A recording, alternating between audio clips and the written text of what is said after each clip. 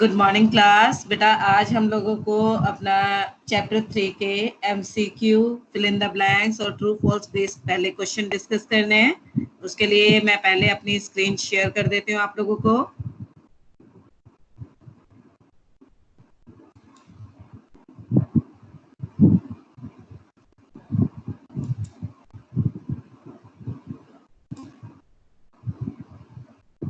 मेरी screen visible हो गई सभी को? ओके।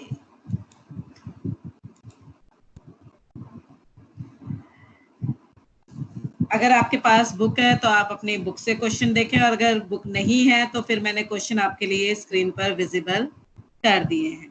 ठीक है, कोशिश करना कि चैट में सभी बच्चे रिप्लाई करें, बट एक दूसरे का देख के रिप्लाई ना करें, क्योंकि मैं किसी भी बच्चे से रीजन जरूर पूछ सकती हूँ। Question number 1, what is the default return value for a function that does not return any value explicitly? इसका जवाब कौन सा बच्चा दे रहा है मुझे? इस क्वेश्चन की बात कर रही हूँ मैं। मैम चैट बॉक्स ही नहीं आ रहा।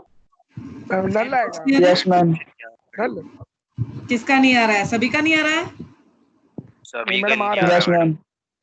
चलो कोई बात नहीं, सभी का नहीं आ रहा है तो फिर मैं इंडिविजुअली किसी भी बच्चे से पूछती हूँ, वो बच्चा मुझे रिप्लाई करे। ठीक है, मैंने अपने म्यूट कर रखा है। किसको म्यूट कर दिया? मतलब कि वो मैं कंजर्वेशन को डिलीट म्यूट कर रखा आपने। अच्छा कोई बात नहीं, अब मैं क्लास के बीच में सेटिंग चेंज नहीं करूंगी, तो जिससे भी पूछूंगी वो जवाब देगा। ठीक है, कशिश अपना माइक ऑन करो और क्वेश्चन नंबर 1 का आंसर दो। हम डी पार्टनर। रॉन्ग। मयंक त्यागी आप जवाब दो। नन, ए पार्ट। जी देखो बेटा, इस बात को ध्यान में रखो कि अगर कोई फंक्शन वैल्यू रिटर्न नहीं करता है तो वो कौन सी वैल्यू रिटर्न करता है? नन। ये बात मैं प्रूव भी करके दिखा देती हूँ आपको, साइड बाय साइड आपको एक बार इसे कॉन्सेप्ट को एक्सप्लेन भी कर देती हूँ with the help of coding.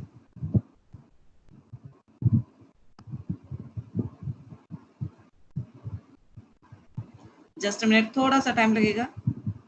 हाँ,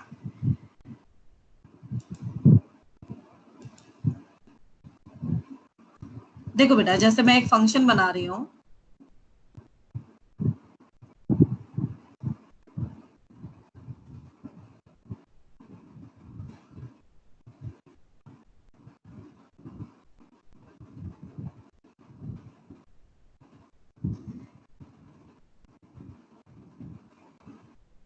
ब्रैकेट में ए और बी क्या इंडिकेट कर रहे हैं? ये फंक्शन 2 वैल्यू रिसीव करेगा। ठीक है, अब मैंने यहाँ पे कह दिया प्रिंट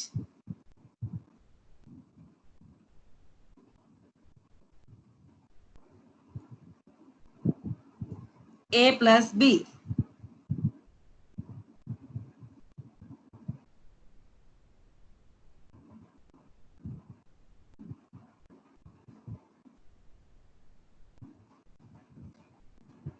देखो बेटा, इस फंक्शन में मैंने कोई रिटर्न स्टेटमेंट नहीं दी, यानी ये फंक्शन कुछ भी रिटर्न नहीं कर रहा है, क्योंकि अगर हमें वैल्यू रिटर्न करानी होती है तो रिटर्न स्टेटमेंट देना पड़ता है। अब जब मैं इस फंक्शन को कॉल कर रही हूँ तो वो कॉल स्टेटमेंट मैंने दे दी किसके अंदर? प्रिंट के अंदर, या फिर किसी वेरिएबल को असाइन कर देते हैं। सपोज करो मैंने कहा c is equal to some 5,7। ठीक है, और उसके बाद सी को प्रिंट भी करके देख लेते हैं कि सी में क्या वैल्यू आई होगी।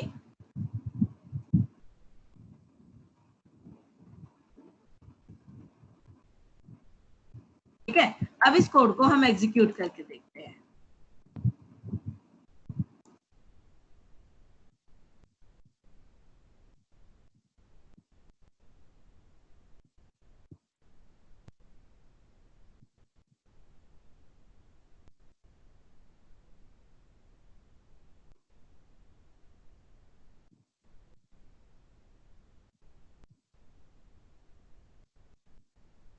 देखो बेटा, 12 तो हमने फंक्शन के अंदर ही कह दी थी statement print a plus B, उसकी वजह से प्रिंट हुआ। लेकिन सी के अंदर क्या गया है? नन गया है, क्योंकि मेरा कोई फंक्शन जो था वो कोई वैल्यू रिटर्न नहीं कर रहा था। ठीक है, तो अब पॉइंट क्लियर हो गया। हाँ बच्चे, बात समझ में आ गई? अगर कोई फंक्शन वैल्यू रिटर्न नहीं करता है तो उसका रिटर्निंग क्या कंसिडर किया जाता है? नन कंसिडर किया जाता है। क्या कंसिडर करते हैं? नन। Is it clear? बेटा आप लोगों को मेरी आवाज आ रही है या नहीं आ रही है? Yes ma'am. Yes ma'am. तो बेटा जवाब तो दे दिया करो ना जब पूछूं। चलो अगले क्वेश्चन पे मूव करते हैं।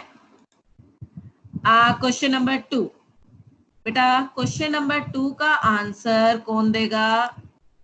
मैं बात कर रही हूं इस क्वेश्चन की। Which of the following items are present in the function header? और इसका जवाब देगा, अब की बार सी सेक्शन में से किसी बच्चे से पूछूंगी। दर्शन आप जवाब दो। दर्शन नहीं है अभी अवेलेबल। रमन आप जवाब दो बेटा, माइक ऑन करके। Both function name and parameter list. जी exactly. Which of the following items are present in function header? बेटा फंक्शन के हेडर में क्या क्या होता है? फंक्शन के हेडर में फंक्शन का नाम होता है और पैरामीटर लिस्ट होती है। अब कोई बच्चा मुझे बताएगा what do you mean by parameter list? Naman 12th D Naman, मुझे बताओ पैरामीटर लिस्ट से क्या मतलब होता है? नेम ऑफ वेरिएबल जो गिवन होते हैं फंक्शन के साथ। Name and number of values which a function will receive at the time of calling. तो अगर मैं इस फंक्शन को देखूं तो इसमें मेरी पैरामीटर लिस्ट में कौन कौन है? नमन ए और बी। ए और बी। बी मीन्स ये फंक्शन 2 वैल्यू रिसीव करेगा और सम क्या है? मेरे फंक्शन का नाम है। ठीक है, चलो तो आगे नेक्स्ट क्वेश्चन में मूव करते हैं। Question number 3. Which of the following keyword mark the beginning of the function block? Function के बिगिनिंग को इंडिकेट करने के लिए कौन सा कीवर्ड यूज होता है? और इस सवाल का जवाब देगा मुझे 12th से निखिल।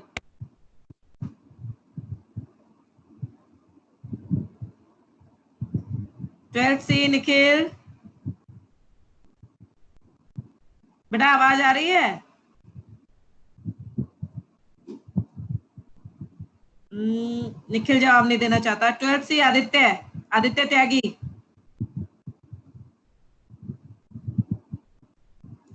आदित्य बेटा माइक ऑन करके जवाब दो। थर्ड क्वेश्चन का? हाँ जी बेटा, थर्ड क्वेश्चन का। Def. Which of the following keyword mark the beginning of the function block? मैंने अभी तुम लोगों को एक फंक्शन बना के दिखाया था, तो बेटा उस चीज में आपने ये बात नोटिस करनी चाहिए थी कि फंक्शन की बिगिनिंग में मैंने कौन सा कीवर्ड यूज किया है? डेफ। तो किसी भी फंक्शन की बिगिनिंग में हमें डेफ कीवर्ड लिखना होता है, तभी आपके कंपाइलर को पता चलता है कि आप पाइथन में खुद का फंक्शन क्रिएट कर रहे हैं। ठीक है, चलो अब अगले क्वेश्चन पे मूव करते हैं। Question number 4। What is the name given to the area of memory where the system store the parameter and local variable of a function call? भाई आपके फंक्शन के वेरिएबल को किसी मेमोरी में स्टोर किया जाता है, उस एरिया को हम क्या नाम देते हैं? इस क्वेश्चन का जवाब मैं ही दे देती हूँ। बेटा जिस एरिया में आपके फंक्शन के लोकल स्कोप के वेरिएबल स्टोर होते हैं at the time of function call, उसे हम कहते हैं स्टैक। क्या कहते हैं? स्टैक। आपके अलग अलग एरिया होते हैं। एक होता है ग्लोबल एरिया, जहां पर आपके फंक्शन के ग्लोबल वेरिएबल स्टोर होते हैं। एक होता है स्टैक, जहां पर आपके फंक्शन के लोकल स्कोप के वेरिएबल स्टोर होते हैं, जो कि कब स्टोर होते हैं? At the time of function call. तो कभी भी आपसे जब ये पूछा जाता है where the system store the parameter and local variable of a function call, it is a stack. Clear है? Now question number 5। Pick one of the statement to correctly complete the function body in the given code snippet. ये code ध्यान से देखो और यहाँ पर आपको एक स्टेटमेंट लिखनी है। इन चारों में से कौन सी स्टेटमेंट लिखोगे कि आपका प्रोग्राम सक्सेसफुली एग्जीक्यूट हो जाए।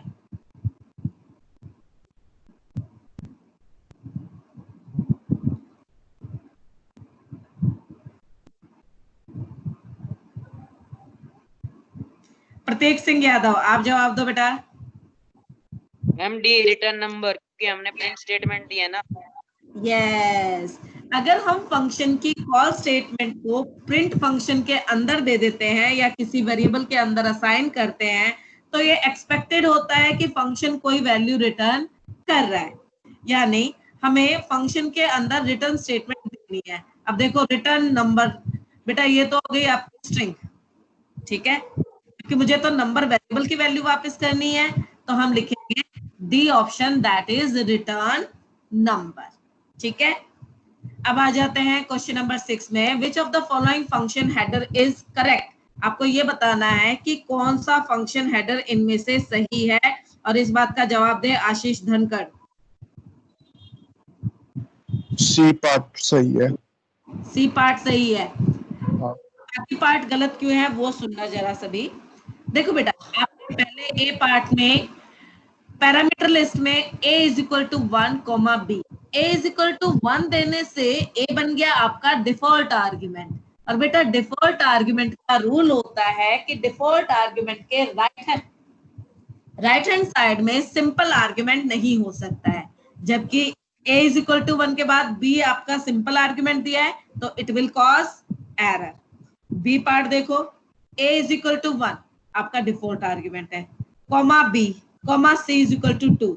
लेकिन बेटा मान लिया c इज इक्वल टू 2 में तो कोई प्रॉब्लम नहीं होगी, लेकिन a इज इक्वल टू 1 के बाद आपने फिर से नॉर्मल आर्ग्यूमेंट दे दिया है, it will cause error.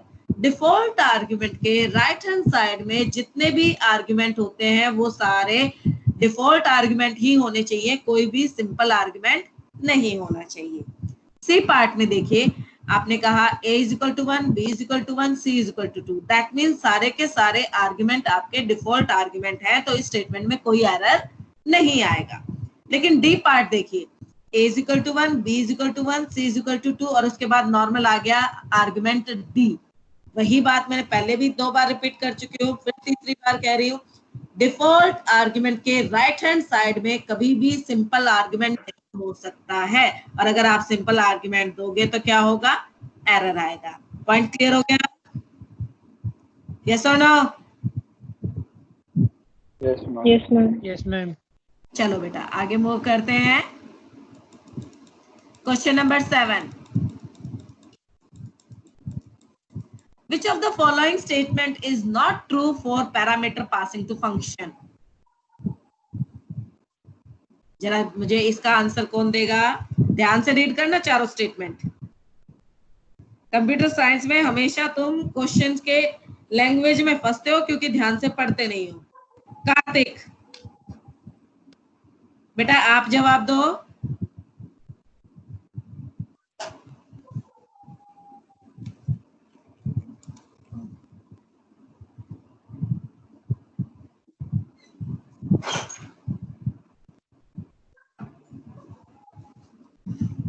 Kartik, D part madam. D part बोला आपने? हाँ madam. Positional argument must be before keyword argument in a function call. Reason बता,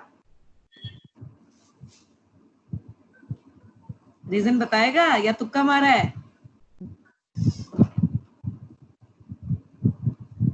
कार्तिक तुक्का मारा मैडम। तुक्का ही मारा है। अच्छा मुझे रीजन कौन बताना चाहेगा? आदित्य त्यागी रीजन बताना चाह रहा है, बता भाई आदित्य। मैम रीजन ही आंसर बता रहा था। आवाज कट गई आदित्य, फिर से बोलो एक बार। मैम रीजन ही आंसर बताना चाह रहा था। अच्छा आंसर बताना चाह रहा था। प्रतीक आप बताओगे बेटा रीजन? हम कौन से क्वेश्चन का? क्वेश्चन नंबर 7 में करेक्ट आंसर जो है वो डी पार्ट है।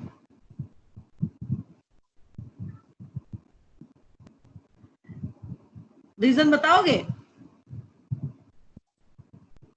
नो मैम, नहीं पता।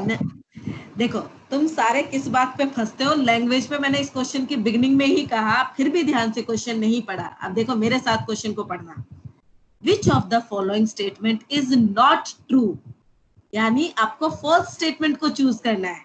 ठीक है, पहला part, you can pass positional argument in any order, ये सबसे गलत स्टेटमेंट है। पोजिशनल आर्ग्यूमेंट के लिए आपको उसी ऑर्डर में वैल्यू देनी होती है जिस सीक्वेंस में आपने फंक्शन के हेडर में डिफाइन किया है। इस बात को मैं जरा एक्सप्लेन कर दूं। देखो बेटा, यहाँ पर ए और बी जो है मेरे पोजिशनल आर्ग्यूमेंट है। ठीक है, तो जो पहली वैल्यू होगी वो ए में जाएगी और जो दूसरी वैल्यू होगी वो किस में जाएगी, बी में जाएगी। ठीक है, मैंने कहा प्रिंट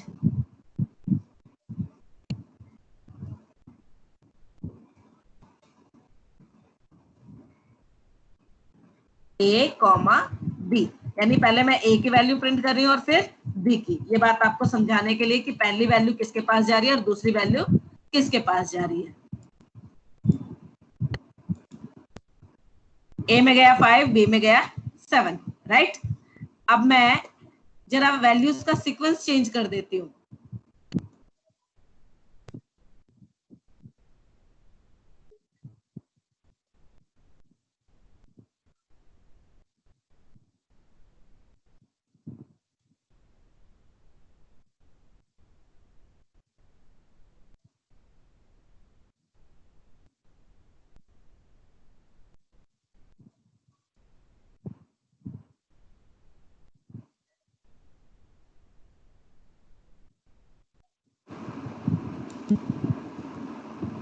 देखो मैं 5,7 की बजाय क्या कर देती हूँ, 7,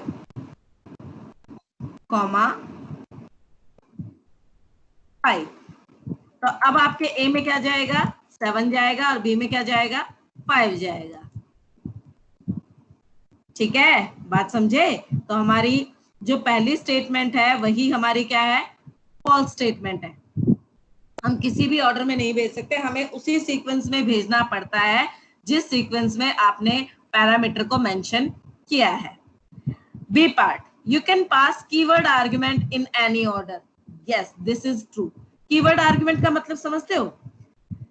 अगर आप कीवर्ड आर्गुमेंट का मतलब नहीं समझते हो तो मैं समझा देती हूँ यहाँ पर।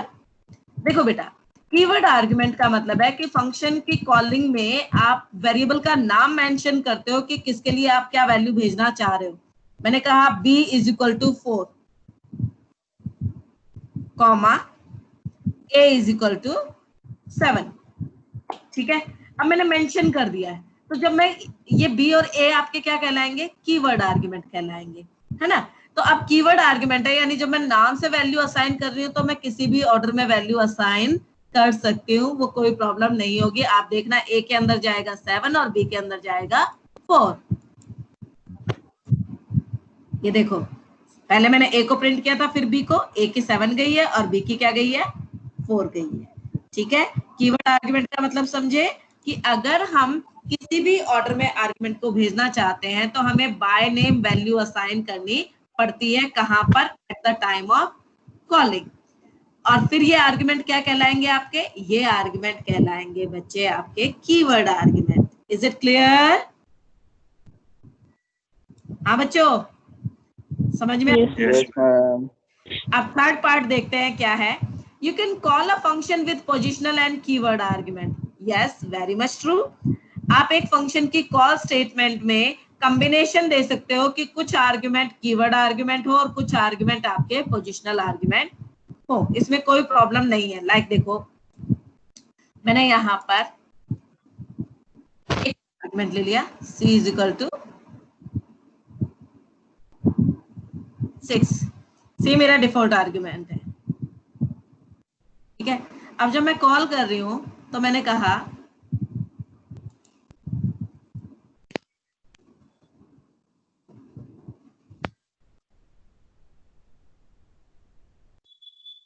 a comma c is equal to 9 comma b is equal to 4।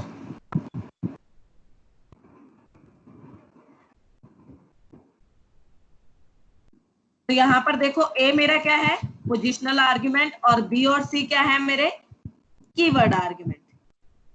ठीक है, तो इस कॉल स्टेटमेंट में मैंने पोजिशनल आर्गुमेंट भी यूज किया और कीवर्ड आर्गुमेंट भी यूज किया। ठीक है। अब एक बात ध्यान में रखना बेटा, कभी भी आप लोग ये जो 6 है ये किस में जाएगा, ए में जाएगा, ठीक है। हम कीवर्ड आर्गुमेंट से पहले पोजिशनल आर्गुमेंट दे सकते हैं, लेकिन कीवर्ड आर्गुमेंट के बाद हम पोजिशनल आर्गुमेंट नहीं दे सकते हैं, इस बात को ध्यान में रख लेना। अगर आपने कीवर्ड आर्गुमेंट के राइट हैंड साइड में पोजिशनल आर्गुमेंट के लिए वैल्यू भेजी, इट विल कॉज एरर, ठीक है। देखो अगर मैं यहाँ पे ऐसे मैंने लिखा, इसमें कोई दिक्कत नहीं आएगी, मैं ABC प्रिंट करूंगी तो ABC की वैल्यू प्रिंट हो जाएगी।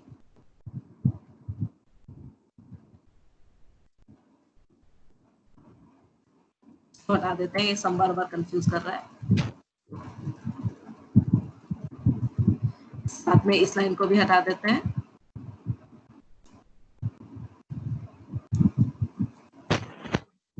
अब देखो मैं इसे एग्जीक्यूट करूंगी तो A की वैल्यू मिलेगी 6, B की वैल्यू 4 और C की वैल्यू 9, मिला ना। लेकिन अगर मैं ये 6 सबसे लास्ट में देती, ये सोच के कि एक ही आर्गुमेंट बचा है A, ये उसके अंदर चला जाएगा, देखो अब आ जाएगा तुम्हारा error.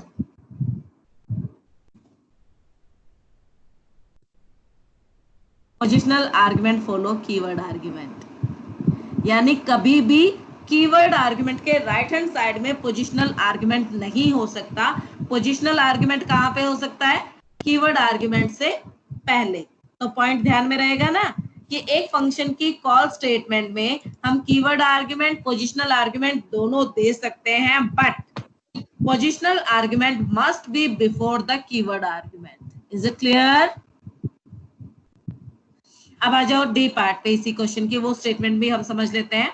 Positional argument must be before keyword argument in a function call. अभी मैंने यही बात एक्सप्लेन की है। तो इस क्वेश्चन नंबर 7 का जो हमारा करेक्ट आंसर था वो क्या था, वो था हमारा ए पार्ट।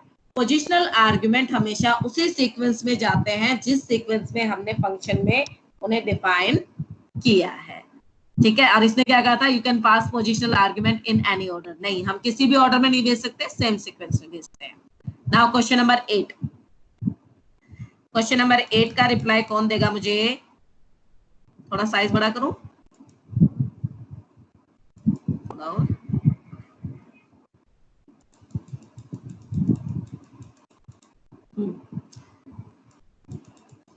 क्वेश्चन नंबर 8 का आंसर मुझे चाहिए, बच्चे का नाम मैं बोलती हूँ।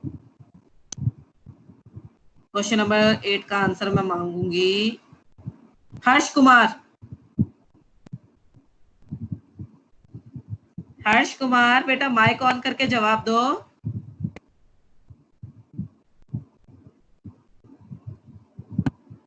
डोंट वांट टू आंसर हर्ष?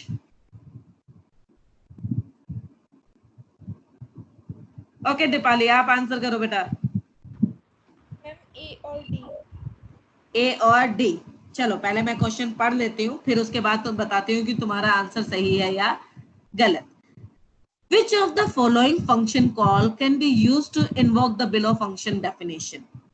मेरा फंक्शन है def test a, b, c, d, यानी इस फंक्शन को कॉल करने के लिए मुझे एग्जैक्टली कितनी वैल्यू भेजनी पड़ेंगी? 4 वैल्यू भेजनी पड़ेंगी। आपने a में कहा टेस्ट 1, 2, 3, 4, या this is correct statement. a के लिए भी वैल्यू है, b के लिए भी, c के लिए भी और d के लिए भी, ठीक है।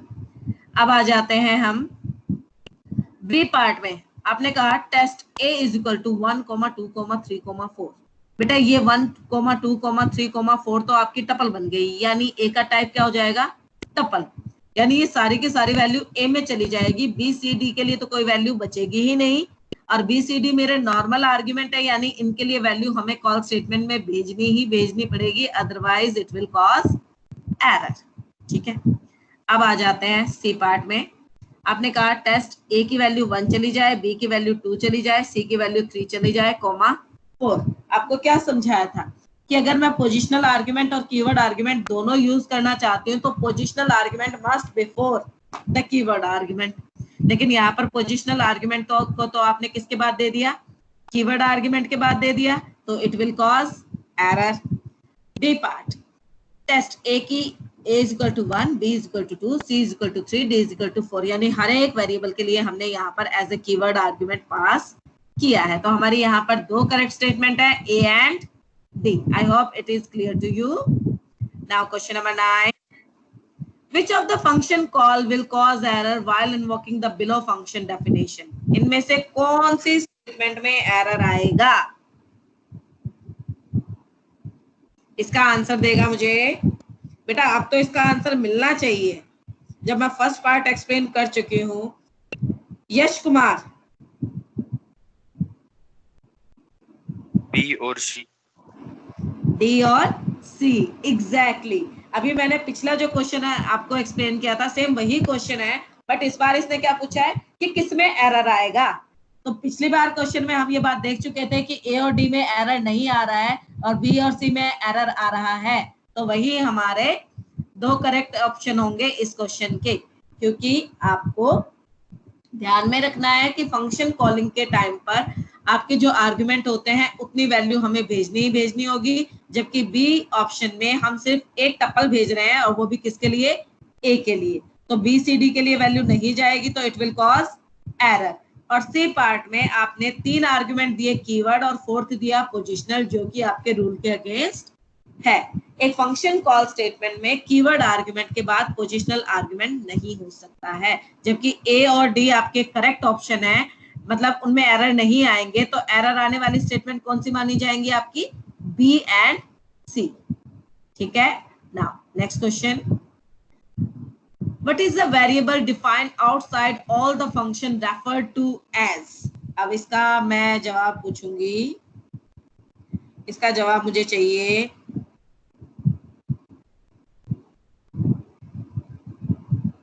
हिमांशु गौर, माइक ऑन करके जवाब दो बेटा।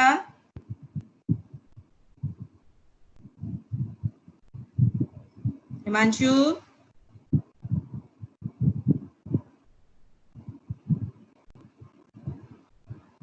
माइक तो ऑन हो गया बट आवाज नहीं आई।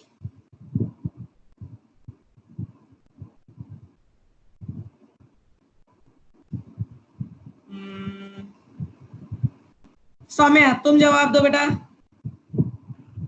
Ma'am global variable.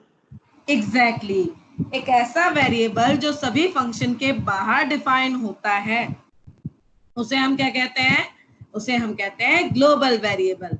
Now question number 11, what is the variable defined inside a function referred to as? और इसका जवाब दे Vanshika.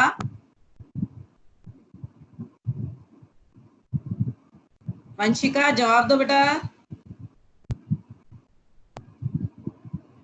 Local variable. Local variable, किसी भी फंक्शन के अंदर जो वेरिएबल डिक्लेयर होता है उसे हम कहते हैं बेटा लोकल वेरिएबल। वेरी गुड, शाबाश। चलो आगे चलते हैं। क्वेश्चन नंबर 12 को जरा ध्यान से देखना। Carefully observe the code and give the answer, कि इस कोड में क्या होगा।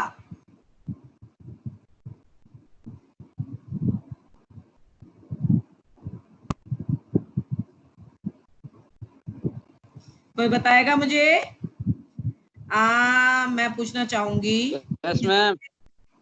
ओके, प्रतीक ने हाथ ऊपर किया हुआ है, दीपाली ने किया हुआ है, आशीष ने किया हुआ है, वंशिका ने किया हुआ है, यश कुमार ने भी किया है। Very good. मयंक त्यागी ने भी किया है, कशिश ने भी किया है। मैं जवाब लूंगी वंशिका से। मैम इंडेंटेशन एरर आएगा इसमें। इंडेंटेशन एरर आएगा, एग्जैक्टली। आपको मालूम है बेटा, इंडेंटेशन हम कब चेंज करते हैं, जब कोई कंपाउंड स्टेटमेंट आए। अब देखो आपकी पहली लाइन है डेफ फंक्शन ए कॉलन, यानी ये कंपाउंड स्टेटमेंट है। अब इसके अंदर जो स्टेटमेंट आएगी वो एक टैब दे के आएगी, तो हमारी ये स्टेटमेंट एग्जैक्टली करेक्ट पोजीशन पे है, कोई दिक्कत नहीं है। a is equal to a plus 1, इसमें कोई दिक्कत नहीं। लेकिन लेटर ऑन आपने फिर कहा a is equal to a plus 2, but ये स्टेटमेंट आगे नेक्स्ट इंडेंटेशन में क्यों गई है? इसे तो एग्जैक्टली किसके अलाइनमेंट में होना चाहिए था? इसे तो एग्जैक्टली यहाँ पे होना चाहिए था, जहां पे पहले स्टेटमेंट का बिगिनिंग पॉइंट है ना। तो इस बात को ध्यान में रखना कि इंडेंटेशन हमारी कब चेंज होती है, जब कोई कंपाउंड स्टेटमेंट होती है। अब कंपाउंड स्टेटमेंट कौन कौन है हमारे? कंपाउंड स्टेटमेंट है, डेफ से स्टार्ट होता है, इफ से स्टार्ट होता है, फोर से, व्हाइल से। यहाँ पर तो ऐसा कुछ भी यूज नहीं हुआ, तो एक इंडेंटेशन आगे क्यों गई? ये तो एरर होगा। और कौन सा एरर कहलाएगा? इंडेंटेशन एरर कहलाएगा। सब बच्चों को क्लियर है बात? हाँ भाई, यस और no? Yes ma'am. Yes ma'am. Okay, चलो नेक्स्ट क्वेश्चन पे चलते हैं। What is the result of this code? Question number 13। और अब की बार मैं आंसर किससे लूंगी? तुम अपना सॉल्व करो, मैं जरा बच्चा ढूंढ लूं कि किससे क्वेश्चन का आंसर चाहिए मुझे इस बार।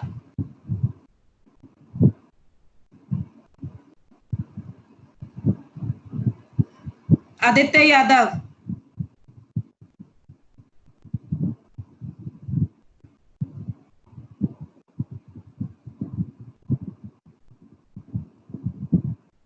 आदित्य माइक ऑन करो।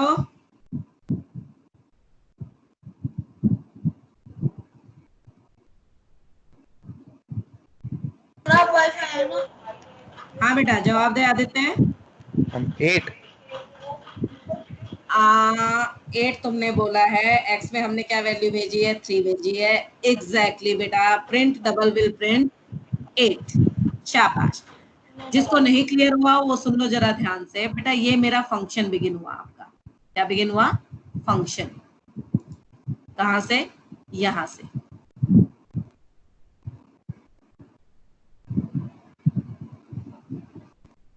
ये क्या आ गया?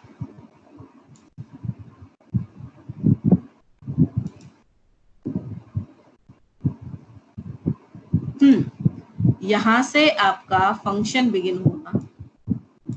ठीक है, आपने यहां पर फंक्शन को कॉल किया।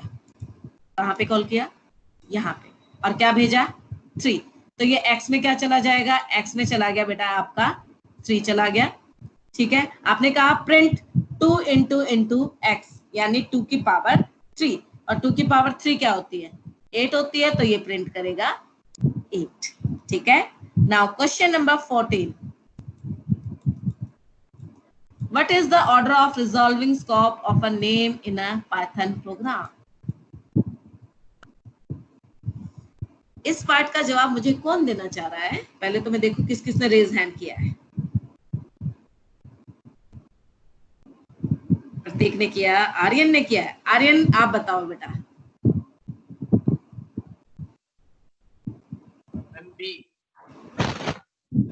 बी। क्यों? एक्सप्लेनेशन भी दो।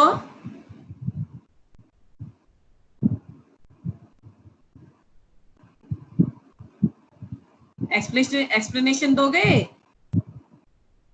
प्रतीक आप दोगे एक्सप्लेनेशन? Yes ma'am. बोलो। मैम जो फंक्शन यूज करेगा ना, सबसे पहले वो लोकल स्कोप वेरिएबल को यूज करेगा। हाँ। अगर उसके पास होगा तो। अच्छा। नहीं होगा तो वो इनक्लोजिंग जो हमने उसे वैल्यू दी है ना, वो उसे यूज करेगा। और उसको वो भी नहीं होगी तो वो ग्लोबल वेरिएबल को यूज करेगा। और वो भी नहीं होगी ना, तो जो उसको हमने बनाते वक्त लिखी थी ना वैल्यू, वो यूज करेगा। देख बेटा, पॉइंट तो आंसर तो तुम लोगों ने करेक्ट दिया है। LEGB यानी लोकल, इनक्लोजिंग, ग्लोबल और बिल्ट इन। अब इसका मतलब क्या होता है? जब आप किसी स्टेटमेंट में एक वेरिएबल देते हो तो सबसे पहले लोकल स्कोप में उस वेरिएबल को सर्च आउट किया जाता है, यानी विद इन द फंक्शन। अब फंक्शन के अंदर भी हो सकता है मैंने इफ कंडीशन के अंदर या लूप के अंदर वेरिएबल डिक्लेयर किया हो, तो इफ और लूप हो गए आपके लोकल। अगर आपको वेरिएबल उस ब्लॉक में नहीं मिलता है तो वो सर्च करता है फिर फंक्शन में, जिसे हम कहेंगे इनक्लोजिंग, यानी जिस पार्ट के अंदर आपकी कोडिंग बंद की गई है उस पार्ट के अंदर सर्च होगा।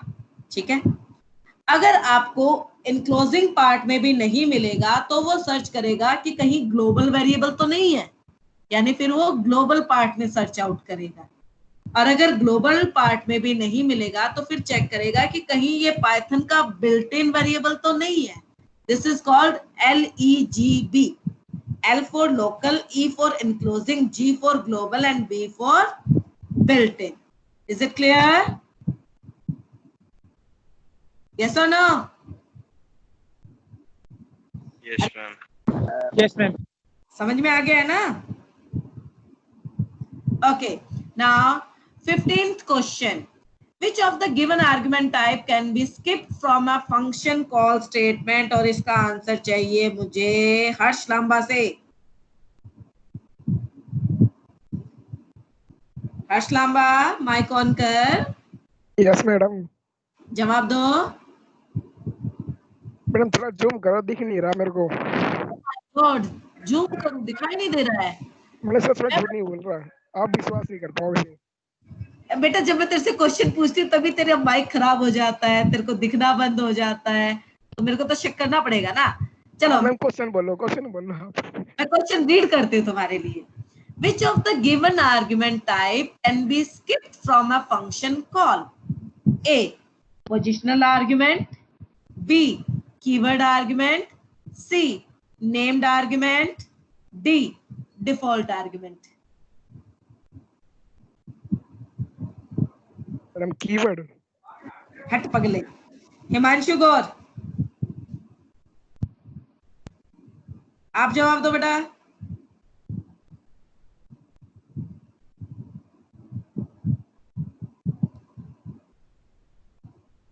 हिमांशु ने माइक को ऑन किया फिर म्यूट कर लिया है. चलो दीपाली जवाब देगी. Default argument. Yes, default argument is the argument whose value can be skipped from a function call statement. अब default argument की पहचान क्या होती है ये कौन बताएगा? यश कुमार, आप बताओगे? How do you know that whether a variable is a default argument or not? यश, जवाब दे सकते हो इस बात का? बेटा अगर आंसर नहीं आता है तो माइक ऑन. मैडम उसकी वैल्यू दे रखी होगी. कहाँ पर? कहाँ पर? कोड स्टेटमेंट में वो टैप 1. यस, फंक्शन में अगर आर्गुमेंट के पास इनिशियल वैल्यू हो तो उसे हम कहते हैं डिफॉल्ट आर्गुमेंट. जैसे यहाँ पर मैंने डेफ में a, b, c is equal to 6 यानी c को इनिशियल वैल्यू दे रखी है तो c मेरा क्या कहलाएगा? Default argument. दैट मींस इसके लिए eight the time of calling हम वैल्यू भेज भी सकते हैं और स्किप भी कर सकते हैं. अगर भेजेंगे तो कौन सी वैल्यू यूज होगी? जो सेंड की गई है. और अगर नहीं भेजेंगे तो ये क्या यूज कर लेगा? अपनी इनिशियल वैल्यू यानी 6 यूज कर लेगा. Is it clear? करके दिखाऊं? देखो मैंने यहां से दो वैल्यू भेजी 4,5 तो सीक्वेंस वाइज 4 किस में चला जाएगा? ए में. 5 किस में चला जाएगा? बी में. यानी सी के लिए वैल्यू बची ही नहीं. तो सी अपनी वैल्यू क्या कंसीडर कर लेगा? सी वैल्यू कंसीडर कर लेगा बेटा अपनी 6. देखो सी ने अपनी चुपचाप से 6 कंसीडर कर ली ना. और अगर मैं वैल्यू भेजती लाइक मैं एक वैल्यू और भेज रही हूँ 4,5,20 इस बार सी अपनी वैल्यू क्या कंसीडर करेगा? 20 कंसीडर करेगा. ए के अंदर 4, बी के अंदर 5 और सी के अंदर 20. यानी डिफॉल्ट आर्गुमेंट ऐसे आर्गुमेंट हैं जिनके लिए हम वैल्यू भेज भी सकते हैं और स्किप भी कर सकते हैं. Is it clear? अब आ जाते हैं बेटा fill in the blanks questions पे. ठीक है. First part A. A dash is a subprogram that acts on data and often return a value. इसका जवाब मुझे चाहिए भाई. इसका जवाब मुझे चाहिए किससे? आदित्य पवार.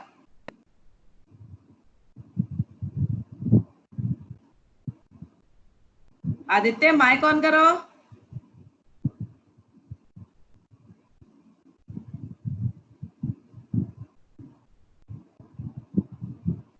सिर्फ 3 बच्चे. प्रियंका, चल प्रियंका जवाब देगी. Ma'am function. फंक्शन. एक फंक्शन ही आपके प्रोग्राम का सब प्रोग्राम कंसिडर होता है जो किसी डेटा पे कैलकुलेशन करता है और मोस्टली वैल्यू रिटर्न करता है। आपको मालूम है अगर आपका फंक्शन कोई वैल्यू रिटर्न नहीं करेगा तो भी वो क्या रिटर्न करेगा? नन। ठीक है। B part, question number 2, Python names the top level segment as.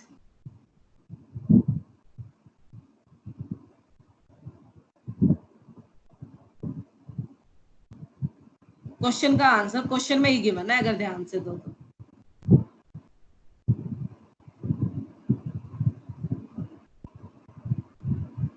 As main, जो आपके पाइथन का प्रोग्राम का मेन सेगमेंट होता है, जो किसी फंक्शन का पार्ट नहीं होता है, उसे मेन सेगमेंट कहते हैं। क्या कहते हैं?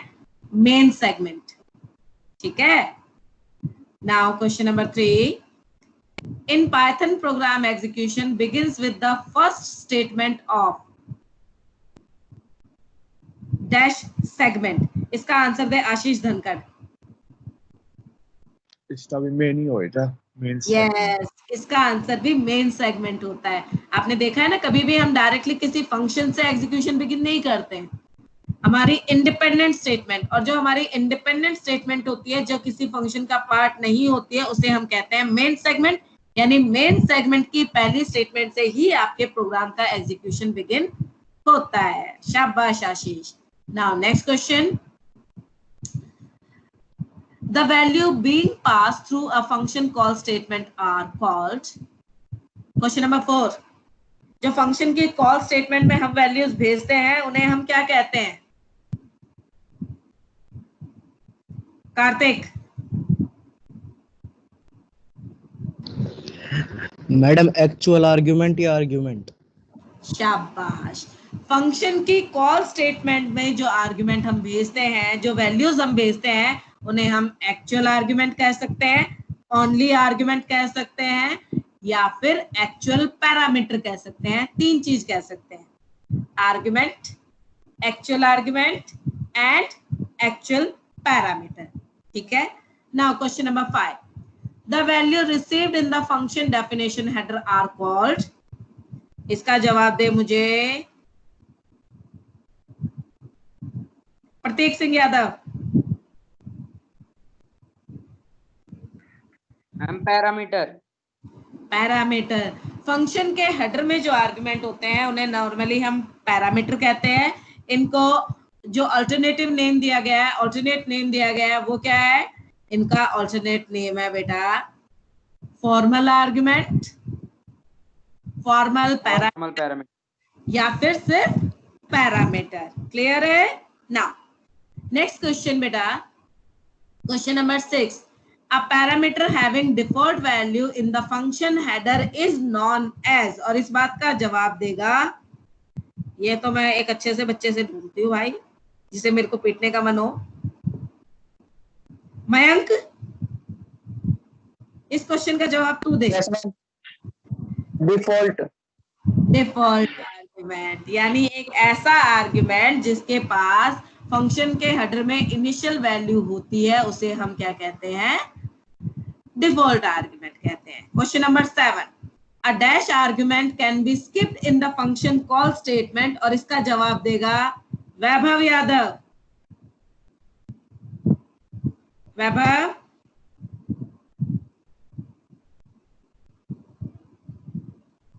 बेटा आवाज आ रही है मेरी? क्वेश्चन पूछते ही सबको साफ सूंघ जाता है। आदित्य त्यागी, तू जवाब दे बेटा। सी सेक्शन को तू रिप्रेजेंट कर रहा है, बस 2-3 बच्चों को छोड़ के कोई जवाब नहीं दे रहा है। Default argument. यस, इसका भी आंसर आपका क्या है? डिफॉल्ट आर्गुमेंट है। Question number 8, dash arguments are the named argument with assigned values being passed in the function call statement। इसका जवाब मुझे कौन देगा? क्वेश्चन नंबर 8 का जवाब हर्षित, आप जवाब दोगे क्वेश्चन नंबर 8 का?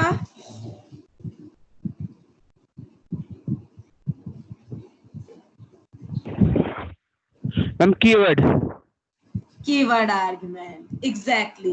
देखो बेटा, मैंने आपको क्या बताया था कि फंक्शन की कॉल स्टेटमेंट में हम आर्ग्यूमेंट्स को बाय नेम भी वैल्यू भेज सकते हैं। जैसे मैंने कहा c इज इक्वल टू 20, यानी मैं फंक्शन के पास जो c वेरिएबल है उसके लिए 20 वैल्यू भेजना चाहती हूँ। अगर मैं नाम नहीं दूंगी तो वो पोजिशनल आर्ग्यूमेंट होंगे, सीक्वेंस वाइज जाएंगे।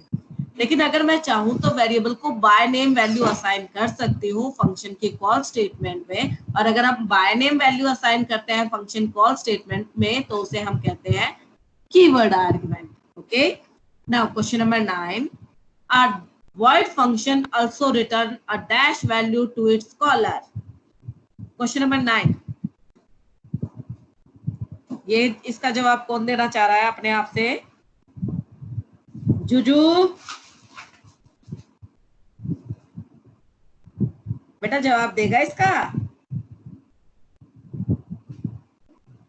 नहीं पता, नहीं पता, चलो कोई बात नहीं, ये भी अच्छी बात है कि एटलीस्ट इतना तो बता दिया कि नहीं पता, वरना मैं यहाँ से चिल्लाती रहती। जवाब किससे मांगू अब फिर मैं? दीपाली है, यश है, कार्तिक है, प्रतीक है। चलो भैया कार्तिक आप जवाब दो।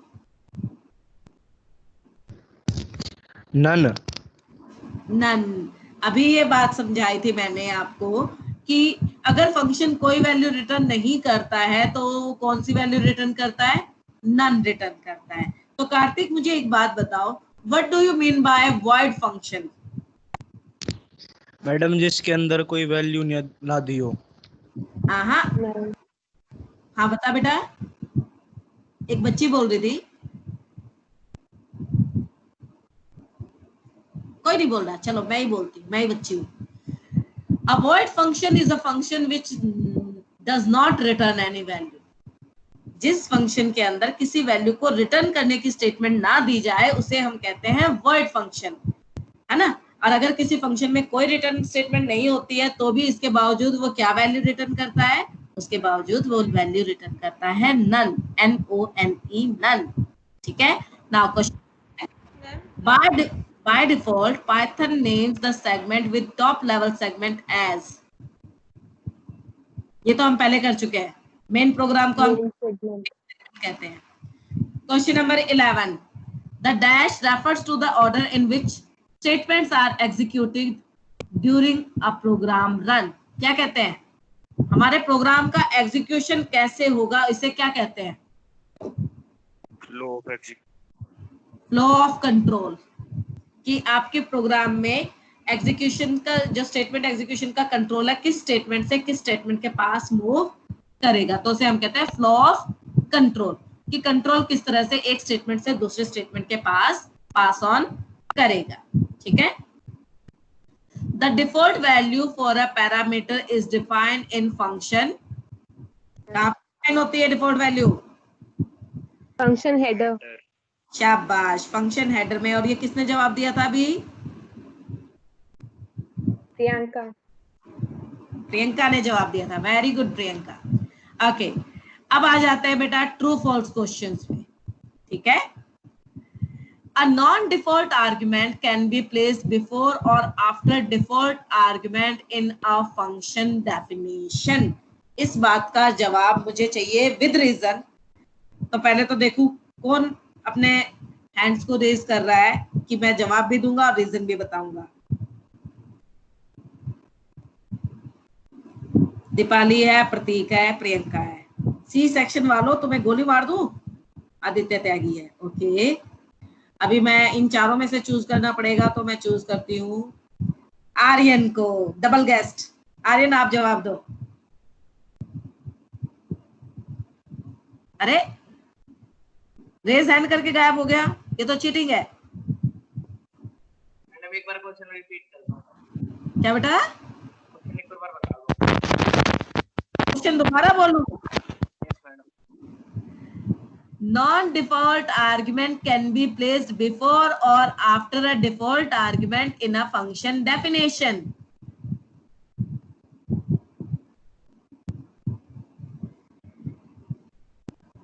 चलो भैया प्रतीक आप जवाब दो। फॉल्स आएगा। फॉल्स क्यों आएगा? अब रीजन भी बताओ, बताओगे?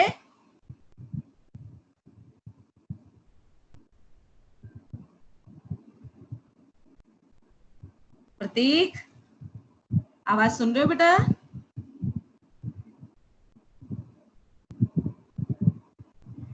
देखो बेटा, मैंने आपको क्या बात समझाई थी? मैंने समझाई थी कि फंक्शन के हेडर में जो हमारे नॉर्मल आर्गुमेंट होते हैं वो कहाँ पर होते हैं? डिफॉल्ट आर्गुमेंट से पहले।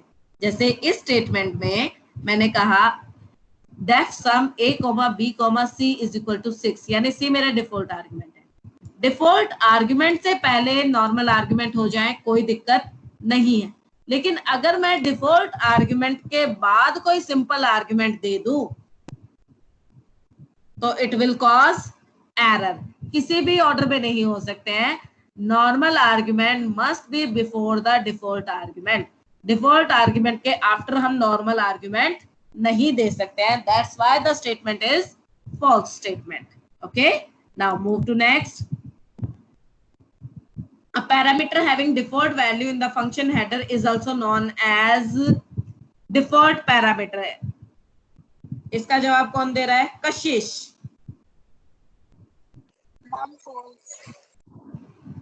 फॉल्स क्यों बेटा? डिफॉल्ट आर्गुमेंट होता है ना। बेटा मेरे बच्चे, मैंने क्या बात समझाई थी कि फंक्शन के हेडर में जो होते हैं वो आर्गुमेंट भी होते हैं और उनके लिए पैरामीटर भी यूज होता है, बट कैसे? फॉर्मल के तौर पे। तो जो डिफॉल्ट आर्गुमेंट या डिफॉल्ट पैरामीटर बनाने का काम होता है ये कहाँ पर होता है? ये आपके फंक्शन के हेडर में ही होता है। अगर मैं फंक्शन के हेडर में किसी वेरिएबल को इनिशियल वैल्यू दे देती हूँ तो उसे हम डिफॉल्ट आर्गुमेंट भी कह सकते हैं और डिफॉल्ट पैरामीटर भी कह सकते हैं। तो ये स्टेटमेंट आपकी करेक्ट स्टेटमेंट है, ठीक है? Okay, now move to next question. The first line of function definition that begins with keyword def and ends with a colon is also known as function header.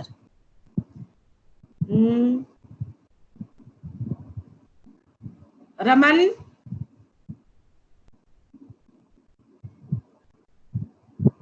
जवाब दो Raman. Question number बोलना बेटा, question number 3, true false way.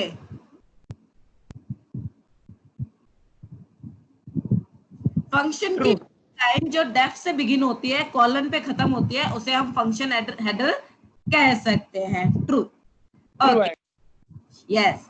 Question number 4, variables that are listed within the parenthesis of function header are called function variables.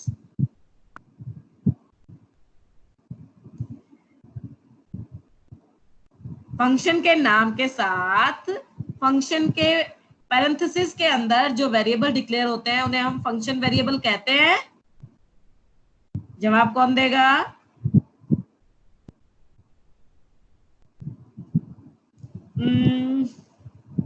आशीष।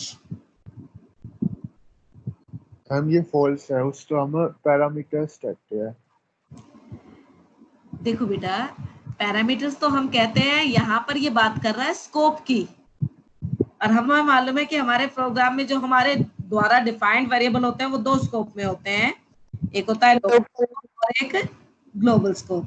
तो function के header में जो variable declare करते हैं उन्हें हम फंक्शन स्कोप वेरिएबल या फिर फंक्शन वेरिएबल ही कहते हैं, क्योंकि उन्हें हम सिर्फ with in the function use कर सकते हैं, आउटसाइड द फंक्शन यूज नहीं कर सकते हैं।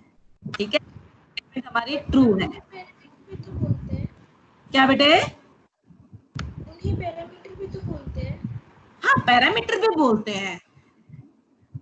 आशीष ने कहा ये स्टेटमेंट गलत है क्योंकि उन्हें हम पैरामीटर कहते हैं। मैं उसे ये बात समझा रही हूँ कि पैरामीटर को हम फंक्शन वेरिएबल भी कह सकते हैं। मैम जब फंक्शन डेफ से फंक्शन शुरू हो गया। हाँ जी बेटा, जैसे ही आप डेफ देते हो वहीं से आपकी फंक्शन की बॉडी बिगिन हो जाती है। ठीक है बच्चा, चलो question number 5, in the Python the program execution begins with the first statement of _main_ segment। ये ट्रू है या फॉल्स? इसका जवाब मैं मांगू।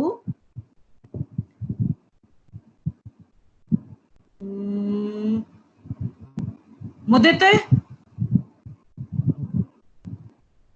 बेटा, ये बात मुझे बहुत बुरी लगती है कि मैं किसी बच्चे से जवाब मांगू और आप माइक ऑन करके हाँ ना में भी जवाब ना दो। जी मैडम।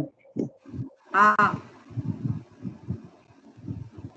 मैडम बोल दिया, बस हो गया, ठीक है। मैम एक बार क्वेश्चन रिपीट कर दो। हाँ क्वेश्चन ये है बेटा, in Python the program execution begins with first statement of main segment. आपके प्रोग्राम का जो एग्जीक्यूशन है वो मेन सेगमेंट की पहली लाइन से बिगिन होता है, ये बात ट्रू है या फॉल्स है? ट्रू है मैडम। ट्रू है, चलो ठीक है। Question number 6, default parameter can not be skipped in function call statement. इसका जवाब मुझे देगी सौम्या। मैम फॉल्स है।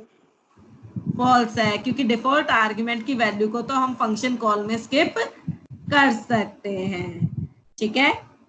क्वेश्चन नंबर 8, अ पाइथन फंक्शन में return multiple values.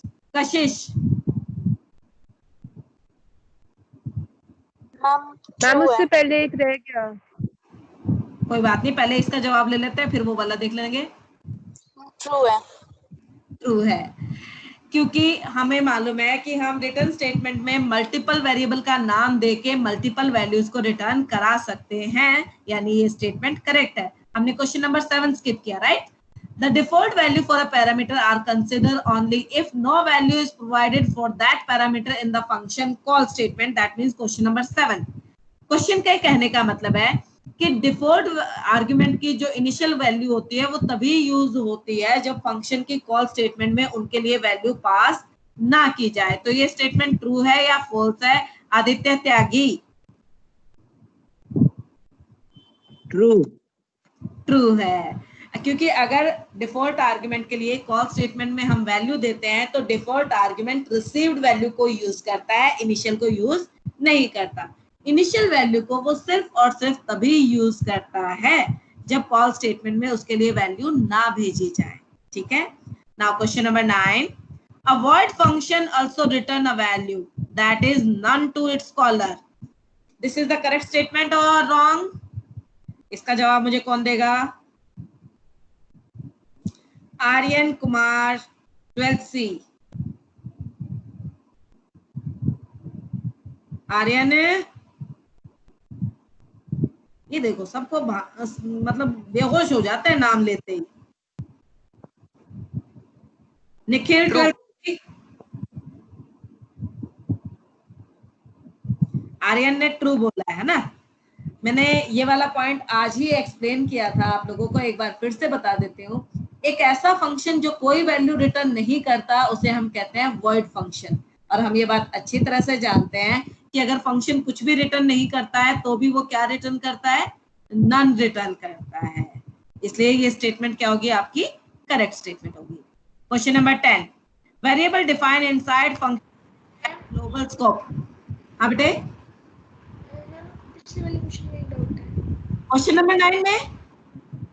Yes ma'am. हाँ बोल बेटे। मैम इसने बोला है कि वो नन वैल्यू रिटर्न करता है, अगर वो रिटर्न करता तो वॉइड केस होएगा। यहाँ पे ये ना नन वैल्यू प्रिंट करता है। नन का मतलब होता है नथिंग, और रिटर्न करने का मतलब है सम वैल्यू।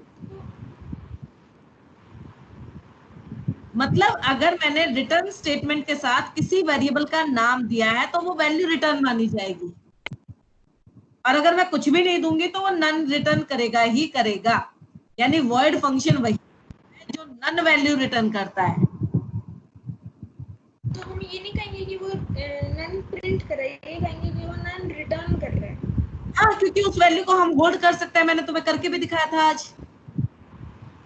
मैंने एक ऐसे फंक्शन को वेरिएबल को असाइन किया था जो वैल्यू रिटर्न नहीं कर रहा था, और उसके बाद जब हमने प्रिंट सी किया था तो हमें क्या मिला था? नन मिला था ना। यानी तुम अपने दिमाग में ये बात सेट कर सकते हो कि वॉइड फंक्शन वो फंक्शन होता है जो नन वैल्यू रिटर्न करे। ठीक है बच्चे? हाँ जी, क्वेश्चन नंबर 10 का मैं जवाब मांग रही थी। Variable define inside function can have global scope.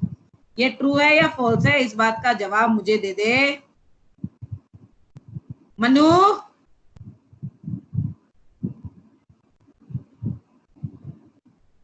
Manu बेटा जवाब दो माइक ऑन करके।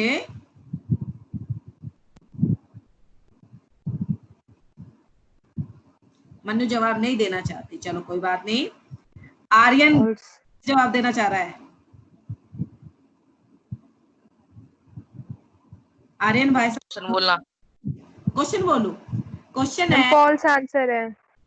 ओके, तो मनु जवाब भी दे बेटा कि फॉल्स क्यों है। मैम प्रियंका ने दिया है। अच्छा, तो प्रियंका जवाब दे कि फॉल्स क्यों है। मैम क्योंकि वो फंक्शन हेडर के अंडर है ना, मतलब फंक्शन के बाहर थोड़ा ना फंक्शन की कोडिंग पे। ट्रू। फंक्शन के हेडर में जो वेरिएबल होता है उसे हम फंक्शन स्कोप वेरिएबल या लोकल स्कोप वेरिएबल कहते हैं, ठीक है, इसलिए ये फॉल्स है। Global variables are always declared outside the body of all the function. Global variable तो वो वेरिएबल होता है जो किसी फंक्शन का पार्ट ना हो, ठीक है बच्चे। अब आ जाओ क्वेश्चन नंबर, जो हमारा आज का लास्ट क्वेश्चन होगा। A local variable having the same name as that of global variable hide the global variable in its function। अगर एक लोकल वेरिएबल का और ग्लोबल वेरिएबल का नाम सेम है तो ये लोकल वेरिएबल उस पर्टिकुलर फंक्शन के लिए ग्लोबल वेरिएबल को हाइड कर देता है जिसके अंदर ये खुद मौजूद हो। ये बात सच है कि झूठ? इस बात का जवाब कौन देगा?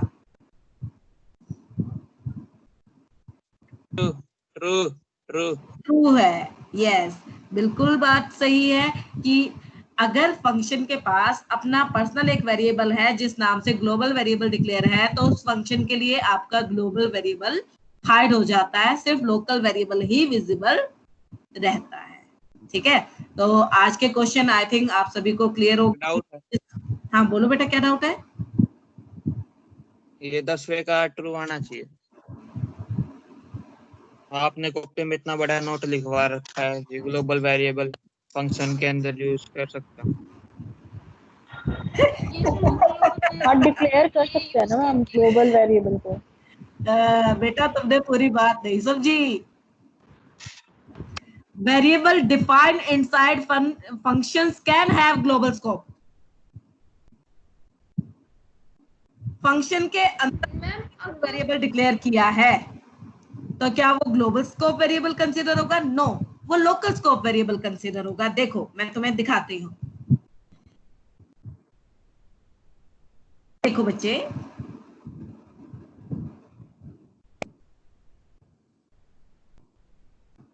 मैंने एक ए नाम का वेरिएबल डिक्लेयर किया, ठीक है, 10, ये ग्लोबल वेरिएबल है, ऑलराइट। अब मैं फंक्शन के अंदर एक और वेरिएबल डिक्लेयर करती हूँ,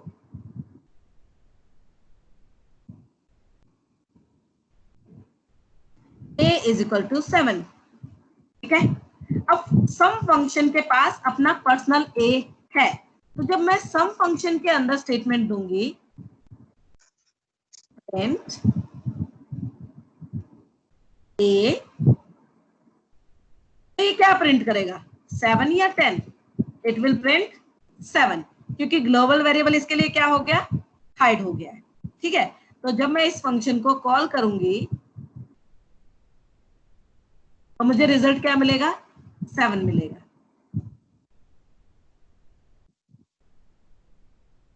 समझ गए? रिजल्ट 7 दिख रहा है ना लास्ट में, ठीक है।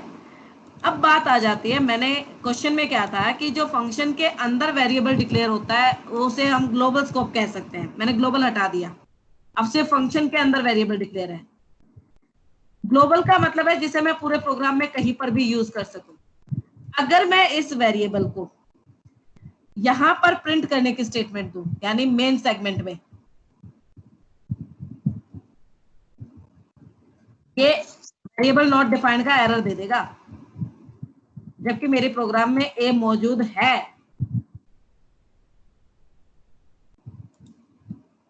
देखो नेम एरर आ गया ना, क्यों आया? क्योंकि ए मौजूद तो है बट कौन से स्कोप में मौजूद है? फंक्शन स्कोप के अंदर। फंक्शन के अंदर डिक्लेयर्ड वेरिएबल आपका फंक्शन स्कोप वेरिएबल कंसीडर होता है, ग्लोबल स्कोप वेरिएबल कंसीडर नहीं होता है। और जो तुम कह रहे हो ना कि फंक्शन के अंदर हम ग्लोबल डिक्लेयर कर सकते हैं, बेटा अगर बाहर उस नाम से कोई ग्लोबल वेरिएबल डिक्लेयर्ड है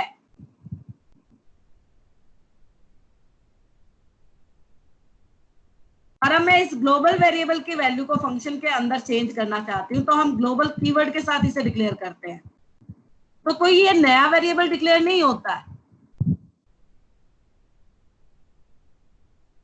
ये हम यही बता रहे हैं कि हम सम फंक्शन के अंदर ग्लोबल वाले ए की वैल्यू को चेंज करना चाहते हैं, खुद का कोई पर्सनल ए डिक्लेयर करना नहीं चाहते। तुम इस बात से कंफ्यूज हो रहे थे कि फंक्शन के अंदर हम ग्लोबल ए कह के ग्लोबल स्कोप वेरिएबल डिक्लेयर कर सकते हैं। नो, अगर बाहर आपका पहले से ग्लोबल ए डिक्लेयर है तो ये स्टेटमेंट इस बात का इंडिकेशन दे रही है फंक्शन को कि इसे अपना पर्सनल ए डिक्लेयर नहीं करना, इसे वही ए डिक्लेयर यूज करना है जो कि ग्लोबली डिक्लेयर्ड है।